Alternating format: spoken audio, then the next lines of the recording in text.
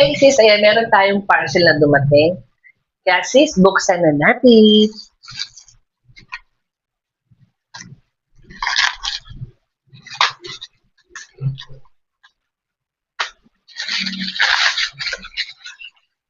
So, ito na siya. Safe. Secured na secured yung items natin.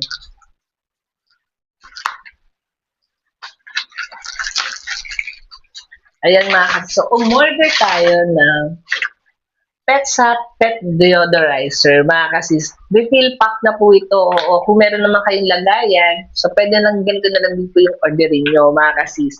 Ayan, syempre, nabanguhan ka na, na-disinfectant ka pa. 480 ml po ang laman nito, mga kasis. So, yung link po nito nandiyan sa baba.